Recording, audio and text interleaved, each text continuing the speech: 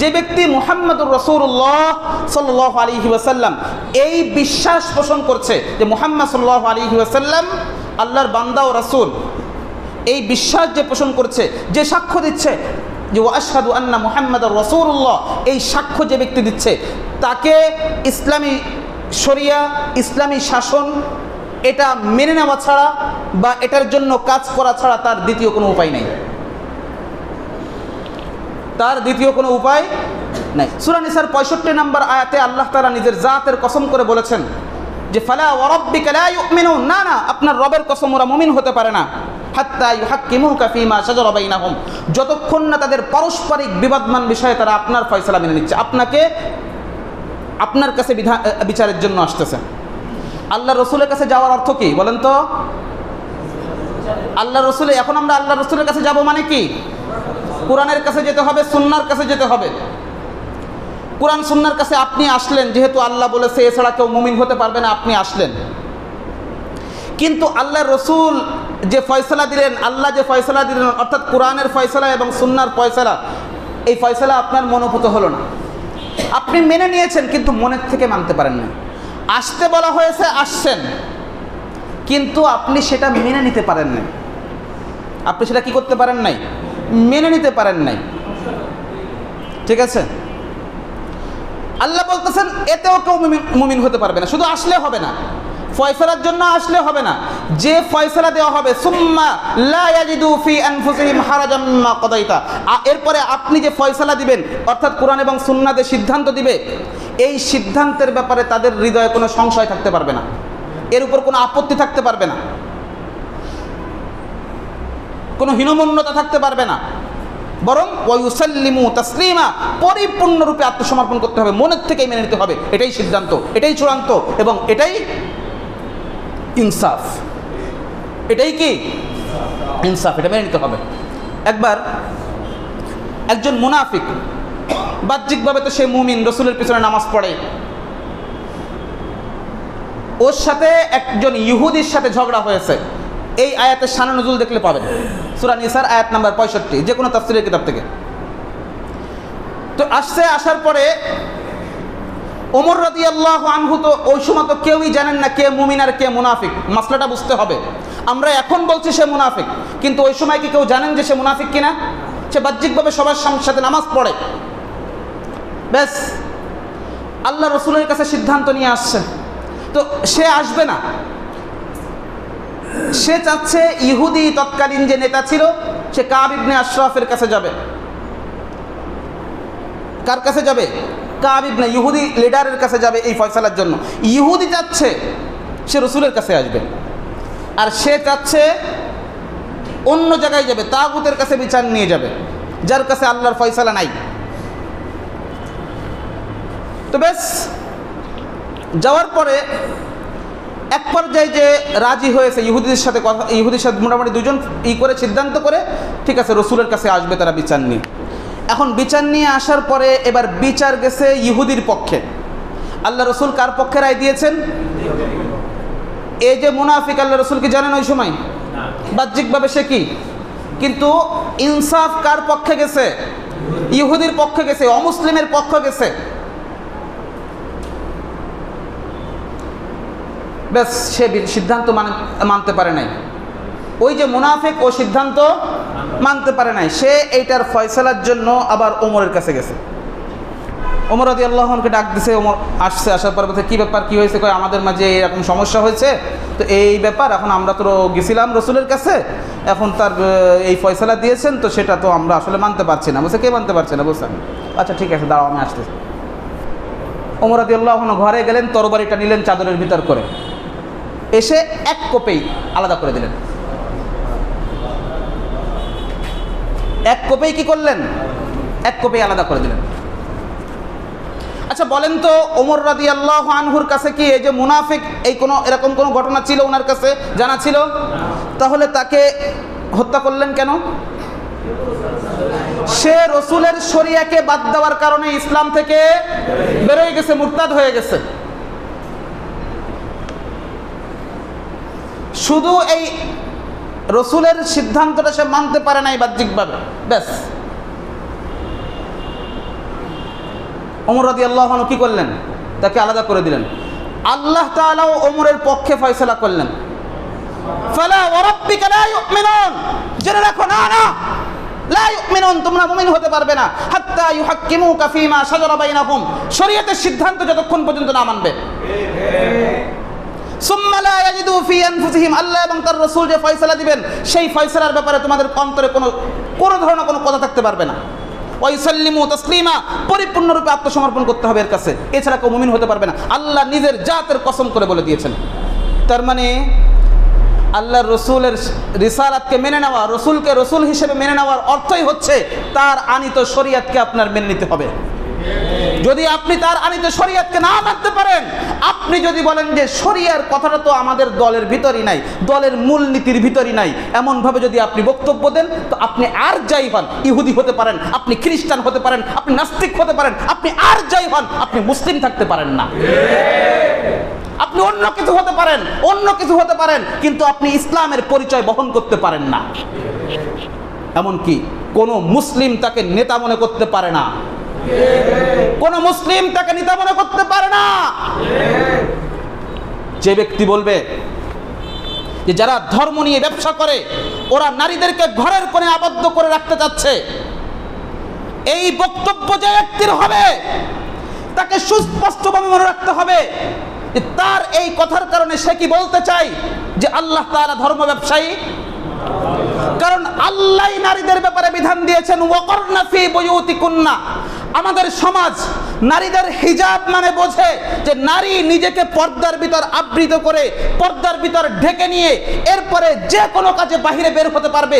না না, আল্লাহি এটা শরীয়তের সিদ্ধান্ত নয়, এটা পর্দা নয়, এটা হিজাব নয়, আল্লাহর এই ঘোষণাও নয় যে নারীরা হিজাব করে যা খুশি করতে পারবে না।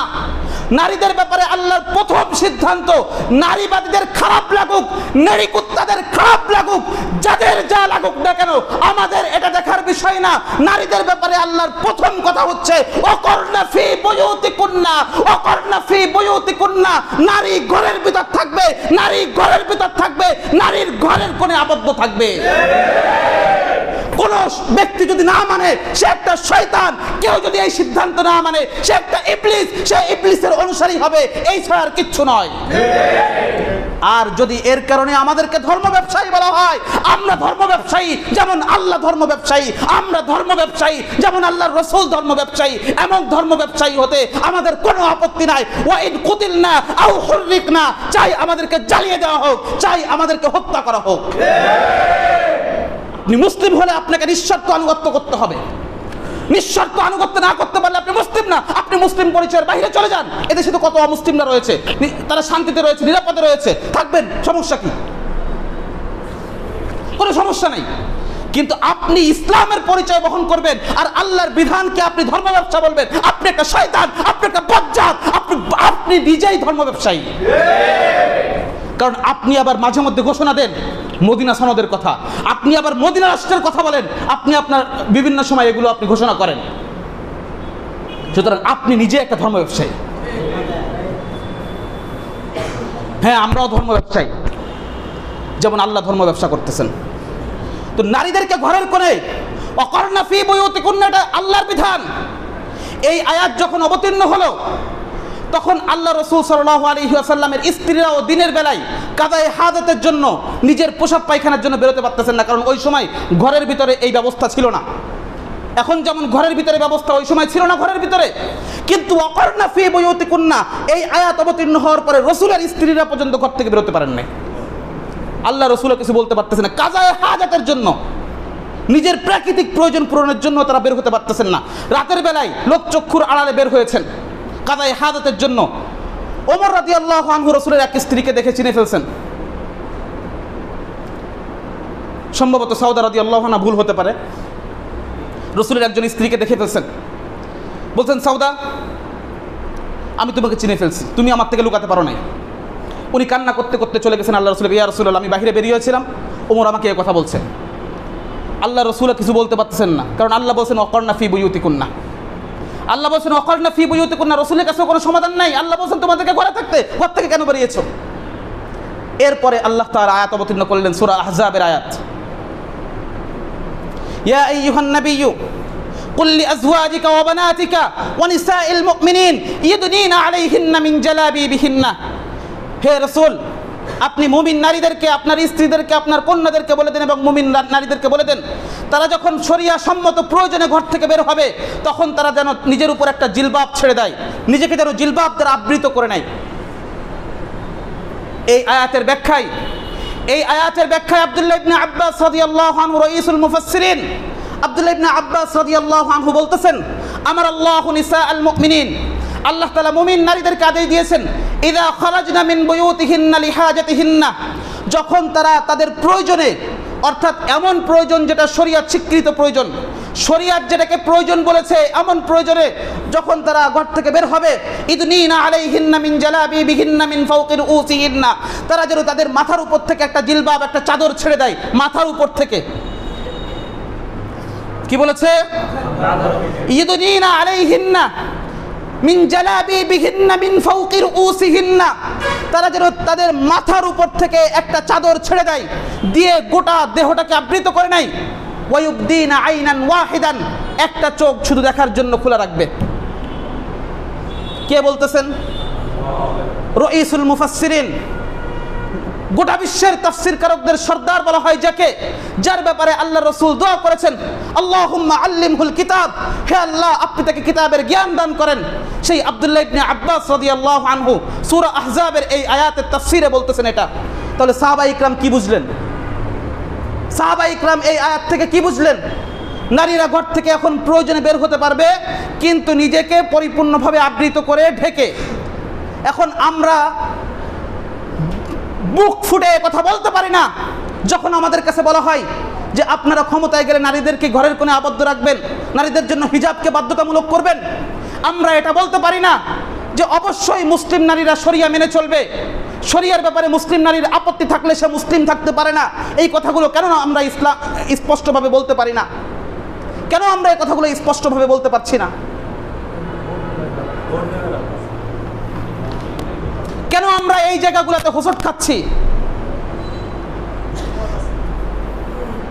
যার যা খুশি, কেউ কেউ বলতেছে যার যেটা খুশি সে সেটা পড়বে, আমরা এ নিয়ে কোনো কি করব না, বাধ্যবাধকতা করব না। কেন বাধ্যবাধকতা না করা এটা কি শরিয়ত? এটা কি শরিয়ত? তো আপনি শরিয়া প্রতিষ্ঠা করবেন না তো কি প্রতিষ্ঠা করবেন আপনি?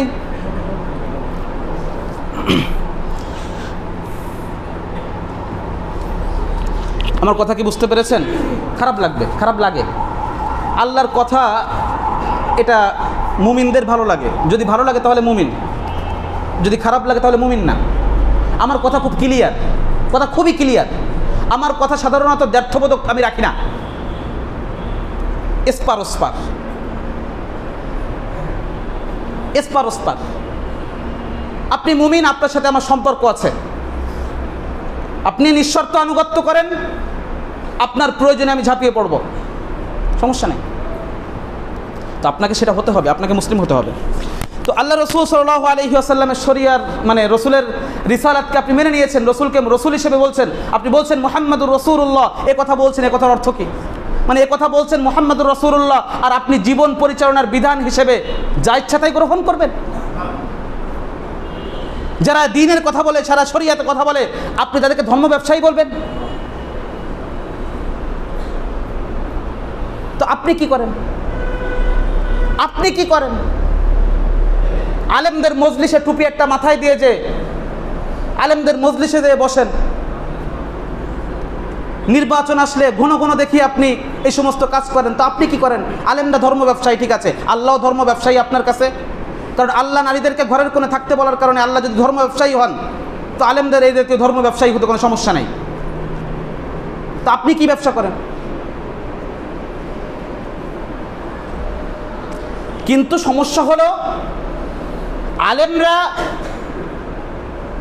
সঠিক পন্থায় ব্যবসা করে আর আপনারা হারাম পন্থায় ব্যবসা করেন। আলেমরা সঠিক পন্থায় ব্যবসা করে, ব্যবসায়ী তো ব্যবসা না? আল্লাহর সাথে আমাদের যে কমিটমেন্টগুলো, এগুলো কি ব্যবসা না? এটা তো আল্লাহ ব্যবসায়ী বলেছেন, আর কিচ্ছু তো বলেন নাই। হাল আদুল্লুকুম আলা তিজারা, তোমাদেরকে কি একটা ব্যবসার কথা বলে দেব না? সেটা হলো তুমিনুনা বিল্লাহি ওয়া রাসূলিহি, যে তোমরা আল্লাহ এবং তার রসুলের প্রতি ঈমান আনবে, জাহিদু ফি সাবিলিল্লাহ, আল্লাহর রাস্তায় জিহাদ করবে। ব্যবসা বলেছেন আল্লাহ তাআলা। সুতরাং ব্যবসায়ী বললে তো সমস্যা নাই। কি আপনাদেরকে এই জাতীয় ধর্ম ব্যবসায়ী হতে আপত্তি আছে? কিন্তু আমরা ধান্দাবাজ না, আমরা ধান্দাবাজ না যারা নিজেদের রাজনৈতিক স্বার্থেই কেবল তথাকথিত রাজনৈতিক, এটাকে রাজনীতি বলি না, আমি এটাকে রাজনীতি বলি না, এটাকে আমার এই পা দিয়েও আমি দাম দেই না। কারণ আমার পায়ের নিচে থাকার কিছু যোগ্য হতে হবে, সেই যোগ্য এই রাজনৈতিক নীতিমালা নয়। এটা আমি পদতলে পিষ্ট করতে পারি,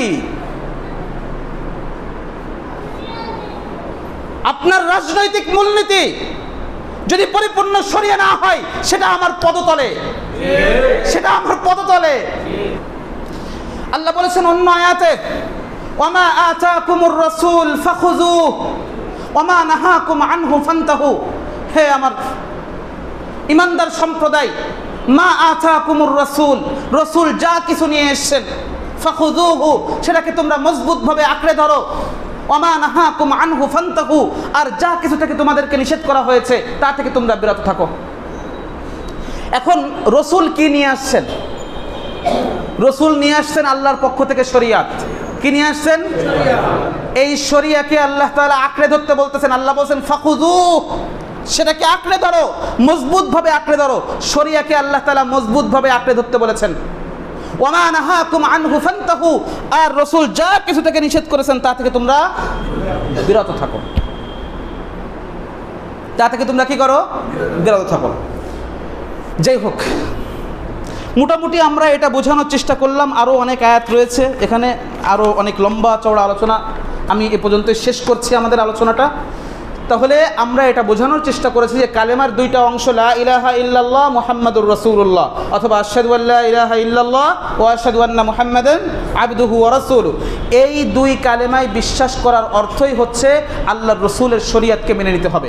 কোনো মুসলিম রসুলের শরিয়া ছাড়া, অর্থাৎ রসুলের আনিত যে শরিয়া, আল্লাহর যে দিন, আল্লাহর পক্ষ থেকে রসুল যে শরিয়াত আমাদের জন্য নিয়ে আসছেন, সেই শরিয়াতকে ব্যক্তি জীবন, পারিবারিক জীবন, সামাজিক জীবন, আন্তর্জাতিক জীবন, রাষ্ট্রীয় জীবন, এর কোনো ক্ষেত্রে যদি কেউ প্রয়োজনীয় মনে না করে, এর কোনো একটা ক্ষেত্রে যদি কেউ অপ্রয়োজনীয় মনে করে, তাহলে সে মুসলিম থাকতে পারে না। ফতোয়া আপনারা দিয়ে দিয়েছেন। আল্লাহ তাআলা আমাদেরকে বোঝার এবং আমলের তৌফিক দান করেন।